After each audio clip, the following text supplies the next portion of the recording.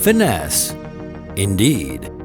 The outfit bespoke all the dandy craftsmanship of a modern thriller action movie, with bloodthirsty gang lords, FBI informants, a criminal organization, and a mole.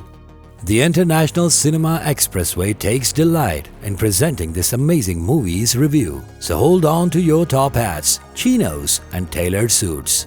The movie starts off with an old man opening and setting up his tailor shop, and we are run through the fine art of making custom dress suits.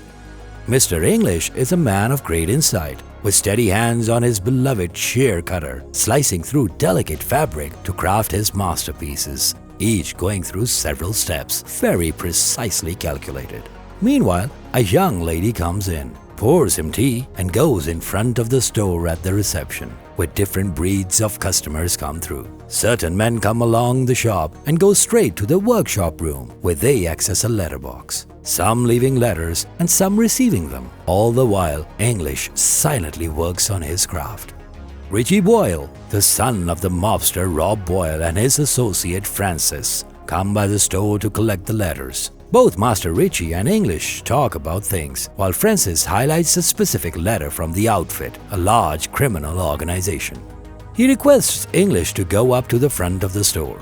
Mabel has a small box in front of her and shows a snow globe to English. Both talk about the men who come in, about her dreams of leaving this place to travel the world once she gets a raise. Haha, funny, with all the recession going on, right? The lads come out from the back and leave the shop, and he shares how the men who come in may be customers but not gentlemen. She turns the light off for the shop and goes home, while English continues to work his mastery on smooth fabric. Later in the night, Richie and Mabel come in the shop, romantically involved with each other, and he shares that Francis thinks there might be a mole in the group who is leaking information to the LaFontaines, another mob.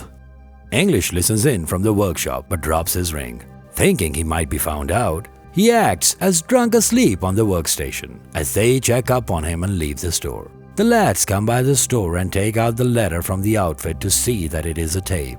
Both take it and leave the shop, only to arrive at the shop a few hours later. Richie is shot, and English helps Francis lay him on the table.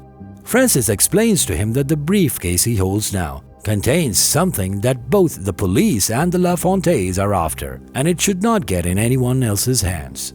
While English puts pressure on the wound, he calls up his boss and explains what went down. He tells him that they were ratted out by someone.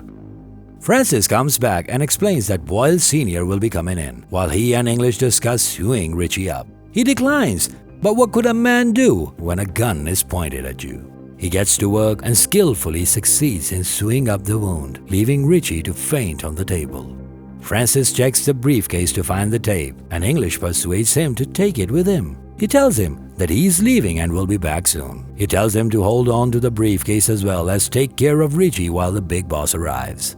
The tape is from a bug that was planted in one of their spots. LaFontaines have been able to trace each and every one of their steps because there is a mole in the gang. English opens the briefcase and sews the tape into Richie's coat.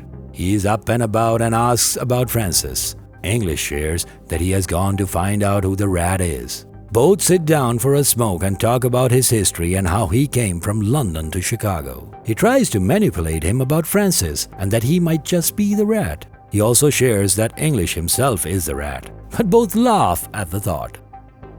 Eventually, he's able to distort his trust in Francis. Francis comes back and Richie tries to confront him. He realizes that Francis doesn't want to take him to listen to the tape, solidifying his distrust in his loyalty even more. So, he suggests that they wait for his father before he can take the tape. Eventually, both take out their guns, and in this tussle, Francis shoots and kills him. The tape is removed from the briefcase and English puts it all onto Richie that he hid the tape somewhere. Meanwhile, Boyle Sr. parks in, so he tells him to help move Richie's body into the trunk. The boss walks in while Francis comes out of the washroom greeting him warmly. He asks about Richie and he explains that he went out to look for him and took the tape with him. The boss isn't really sure to believe him but uses the telephone to call their different spots to find if Richie has been to any of those. Francis suggests to go after him and he is told to do so alone while he waits for him to return to the shop. Meanwhile, English starts working on one of his suits, while Boyle Sr. talks about their history together. Curious as to why he is sharing all these details, Boyle tells him that the coat hanging on the wall belongs to Richie, and it seems to him that English might be hiding something.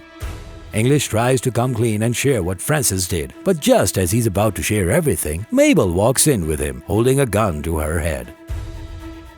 English molds his story and explains that Frances killed 4 of LaFontaine's men and Richie didn't kill even one. He was embarrassed, so he went after LaFontaine. Frances continues on the story by explaining that on his way, Richie must have gone to Mabel's house down the street. Boyle Sr. is just simply not able to come around the fact that Richie would go out in the middle of November in the cold streets of Chicago, even if he is that much crazy, and that too without his coat. Frances pitches in to frame Mabel as the rat. However, English bets his life that she has nothing to do with anything. They take her to the workshop while he tries to leave, but Frances stops him. English shares his story about losing his daughter Lily. Meanwhile, the phone rings and he picks it up in the other room. He explains that Richie called and provided him the address to pick him up. Boyle Sr. plans to go, but Frances asks him to leave him behind with both of them. But English explains to him how Mabel has been the real rat all along, and how she is going to help him remove the one obstacle in the path of ruling over the Boyle gang. She will be making the call to the LaFontaines to ambush Boyle Sr. and his men. English cut off Richie's suit to take out the tape, and Mabel makes the call to LaFontaines to ambush Boyle. The LaFontaines agree to buy off the tape from them and plan to pay a visit at the shop. Upon arriving, Frances hides in the other room waiting for a signal for them when things have gone down. English signals Madame LaFontaine about him while talking, and he rushes out to kill them, but her men shoot him down. The deal goes down as planned. English and Mabel sit down and she realizes that he replaced the tapes with another one and hands it over to her to share it with her buddies at the FBI. He suggests her to go live her life around the world and she leaves, bidding him farewell.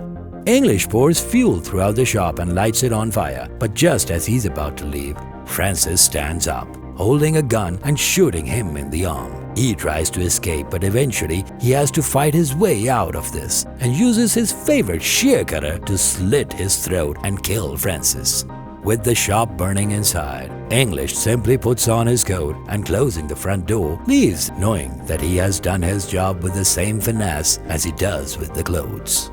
This was it for today. Hope you liked it. Leave us a comment on what movies you'd like us to review next.